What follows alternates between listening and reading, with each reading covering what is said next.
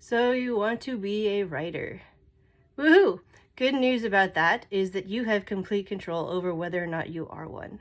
Today, we're going to look at one of the things that you can do to be a writer today. A lot of people are very intimidated by this idea of how you write an entire novel.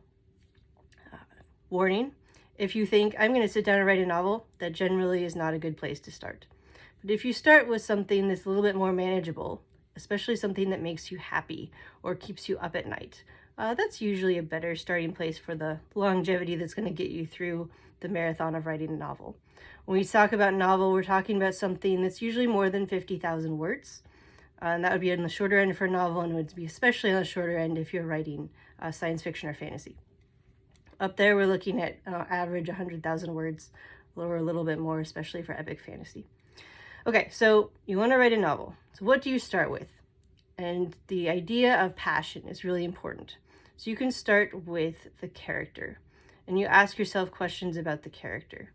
What do we know about the character? When I was in high school, we had these cool little charts, character charts, where you write down like their favorite clothes, and what kind of shoes they wore, and what was their favorite song on the radio. And that's cool, but it doesn't necessarily get you into the place where you can write a novel from them. Usually we could start with two competing ideas. One is the thing that they think they want, right? Which could be anything, frivolous or not. And then the contrast to that is what they need.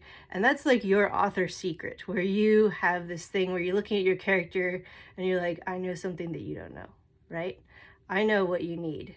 And I'm going to spend however many words keeping that from you so that your life is terrible. But in the end, it'll be okay, hopefully, unless you're writing something that's really sad. But most of the time, when we think of a satisfying story, we're thinking about a character who either doesn't understand something about themselves or doesn't understand something about the world and how they relate to it.